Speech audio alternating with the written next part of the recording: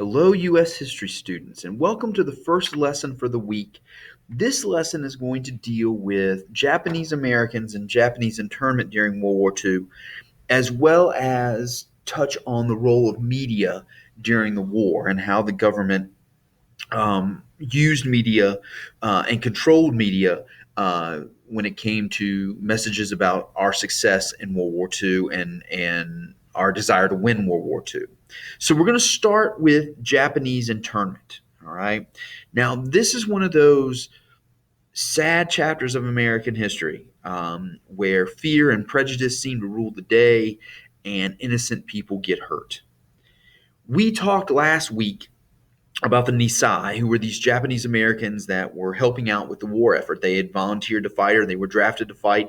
They were fighting in segregated units. They were seeing active combat. Many of them were earning individual medals for bravery and things like that. Well, back home, sadly, Japanese Americans were enduring terrible treatment during the war. Okay. Now, you can take your own notes on this presentation. I really suggest that you use the worksheet that I've uploaded to Canvas because there's a lot of material here, and it'll probably be easier if you just go through and you kind of fill in the blanks. All right. But you can see the signs here on some of the houses, some of the photographs I'm going to show you. It says, Japs keep moving. This is a white man's neighborhood.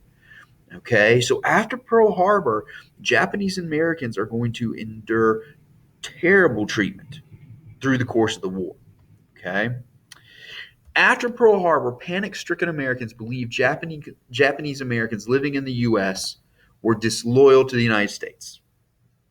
They also believed false rumors that Japanese Americans were committing acts of sabotage, okay, that they were purposely hurting our armed forces or hurting our preparation for war here, that they were funneling information back to Japan, to friends and family members that lived there.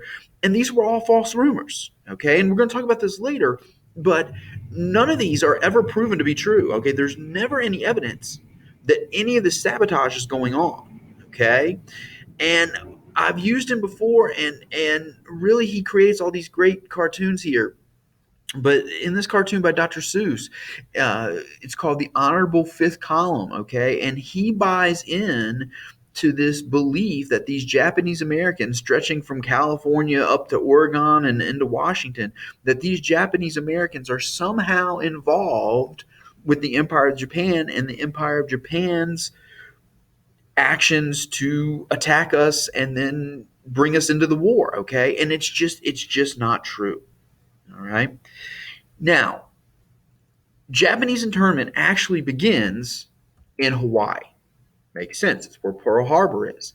The commanding general ordered the internment or confinement of about 1% of Japanese American residents living in Hawaii. Now, that fear is going to spread across the Pacific all the way to the mainland United States into California. And in California, fear and prejudice are going to rule the day. Newspapers in California are going to stir up, in fact, newspapers across the country are going to stir up anti Japanese sentiment by running ugly attack ads against Japanese Americans. And here's another one of those photographs. This shop owner pointing to the sign, "We don't want any Japs back here ever." And that is a sad comment on how far the country has moved. Because at one point in time, let's say December 6th, okay, December 6th, the picture of the neighborhood, this picture right here, this store, Japanese Americans, white Americans were living side by side, and nobody would have thought anything wrong with them whatsoever. Then Pearl Harbor on December the 7th, and the next day, the day after, all of a sudden, these signs begin to appear. We don't want you back here ever. Eventually, the government is going to get involved. The national government is going to get involved. And on February the 19th, 1942, President Roosevelt signed an order requiring the internment of Japanese citizens from California and other West Coast states. Why only California and the West Coast? Because they're closest to the Pacific. And there was this thought that if the Japanese take Pearl Harbor, then where are they going to come? Or the Japanese take Hawaii, where are they going to come next? They're going to come across the Pacific to mainland United States. They're going to hit California and other West Coast states. So that's why the focus is on that part of the country. Okay. More than 110,000 Japanese Americans are going to be rounded up and shipped to 10 hastily constructed relocation centers. Okay. And you can see them here in these photographs. All right. And they do beg comparison to pictures that you might have seen of concentration camps in Europe. Okay. You've got fencing, you've got barbed wire, just crowds of people there. These are not the same as concentration camps, though. Okay. Some of the same experimentation and stuff like that we know, the horrors of the Holocaust, that does not happen at these camps. Okay. The extermination part that we associate with the Holocaust, that does not happen at these camps. That being said, we are still taking American citizens and locking them up in these camps. We are still taking away their freedom. Okay. And we can't forget that. That's not a good thing. But there are some stark differences between these relocation centers and the concentration camps of Europe. Most of the Japanese Americans that are being rounded up are the Nisei, okay? They're either people born in this country, Japanese Americans themselves, or whose parents immigrated to this country and who are legal immigrants, and then they were born in this country. Okay, so these are Japanese Americans. We are talking about legal U.S. citizens.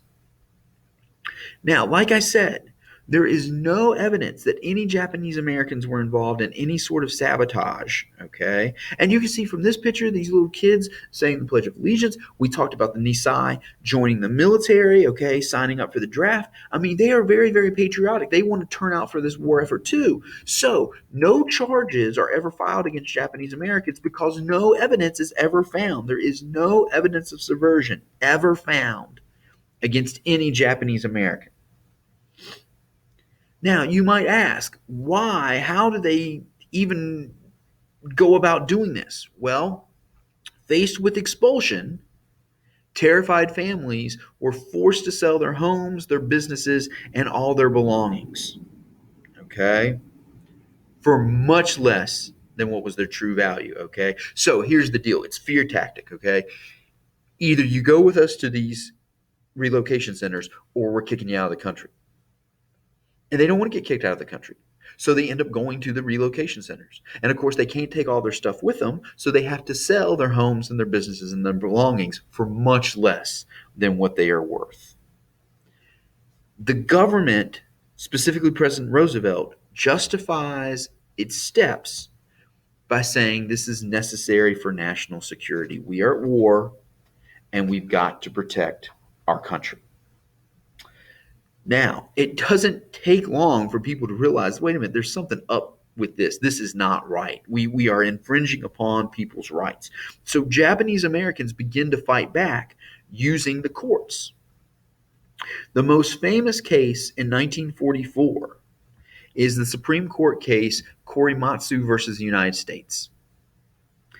And in Korematsu versus the United States, eventually the court will rule in favor of the United States and say the government's policy of internment was justified on the basis of military necessity. Okay, that's how they define it. That's how they defend it. That's what Roosevelt was doing too. Okay, we need to do this because we're at war. This is a matter of national security. Now, once the war is over, and time has passed, and we see the horrors of places like the Holocaust and prison camps in the Soviet Union and camps in Italy and stuff like that, and we know what these dictators did to their people, we begin to realize we did something wrong. Over the years, Congress passes bills to repay those who have been interned for the loss of their property. Okay, we are going to pay you for the amount that you lost. Then, okay, so originally it was just we're going to pay you for what you lost. Then in 1990, Congress orders cash payments to be sent to all former internees. Okay, so no, we will pay you for the property you lost in one payment, but then all people sent to the camps are going to get a cash payment as well. And then a public apology letter is issued also in 1990 by President George H.W. Bush, the first President Bush. And in that public apology letter, President Bush recognizes injustice done by the Japanese Americans during World War II. This is a big statement, okay? Because you have a sitting president fessing up to problems that the United States was involved in, okay? Yes, this was an injustice, and we are accountable for it, and we are sorry for it. And he says, we can never fully right the wrongs of the past, but we can take a clear stand for justice and recognize the serious injustices done to Japanese Americans during World War II. Okay? So he acknowledges we're not going to be able to fix this, but we are taking responsibility. We are acknowledging this was wrong, and we're going to be sure we don't do this again. Now, switching gears. Part of the reason that the Japanese internments occurred was because of these false news reports that came out blaming the Japanese of sabotage and things like that. That attests to the role of media during World War II. Now, certainly the media can be used for negative things, Japanese internments. But the U.S. government is going to try to use the media to keep morale high during the war. Okay? The U.S. government is going to construct advertisement campaigns. And they're going to enlist movie makers, songwriters, radio station programmers, okay, to get people to participate in the war effort. And the idea is, even if you can't join the army or physically help out, we got to keep spirits high. We got to keep public morale high. And we got to keep people focused on the war and the good the war is doing. Okay, so we've looked at some of these posters before. There on the left, you've got a young lady, Victory Garden, okay, grow vitamins at your kitchen door. You see these very patriotic Uncle Sam. We've talked about Uncle Sam, okay. You've got those planes going, encouraging you to not only buy a war bond, but also recycle scrap metal because we can use that metal for our planes, all right. There's America, but notice America with our allies, Great Britain, the Soviet Union, okay? United, we are strong. United, we will win.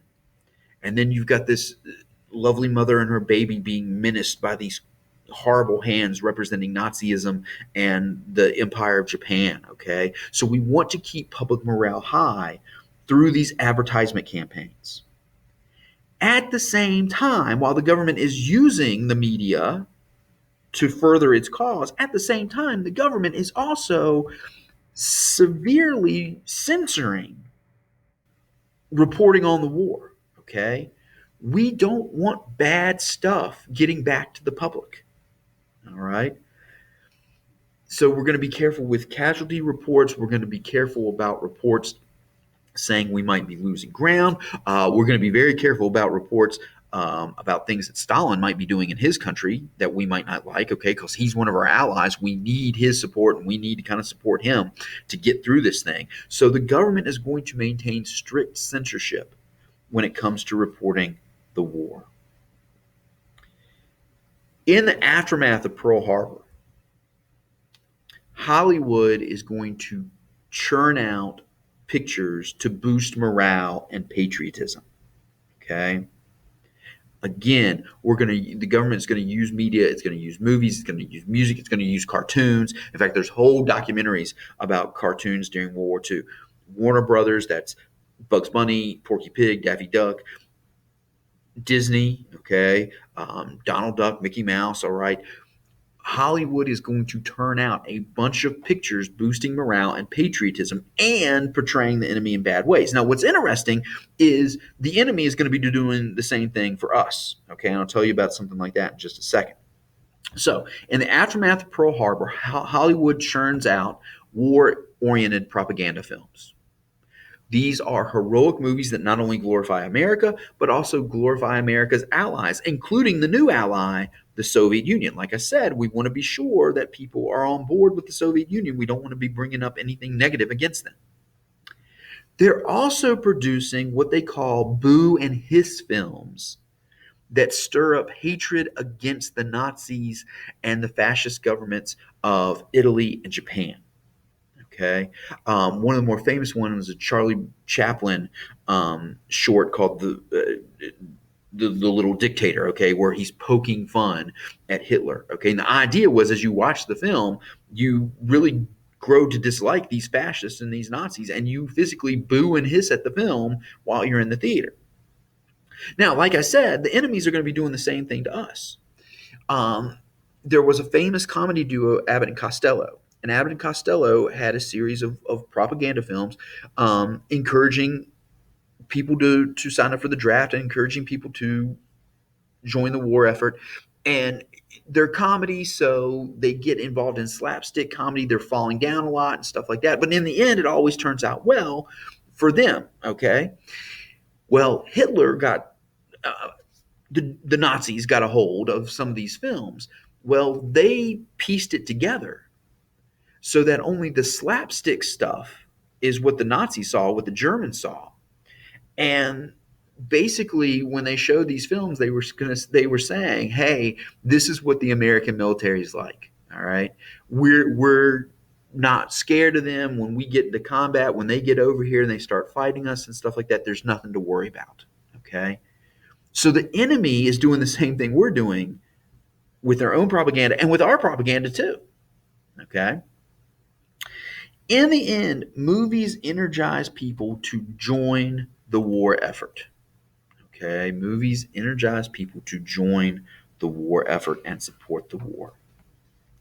So, media, very, very powerful tool, can be used for some good things, but it can also be used for some bad things, like the internment camps. And when we get to Vietnam, we'll be talking about the media even more. The media even has a bigger impact during the Vietnam War. Because keep in mind, right now, we just got newspapers and movies and radio. There is no TV or, definitely no computers or anything like that, okay? But the media of the time is really going to energize people to support the war effort. Well, that's it. Be sure you have gotten down the information in this presentation. Double check it, look over things before you take the little quiz, because the quiz is not open notes. And then we're headed into a discussion about the Holocaust in our next lesson for the week. And then we have our final assessment on World War II material at the end of the week.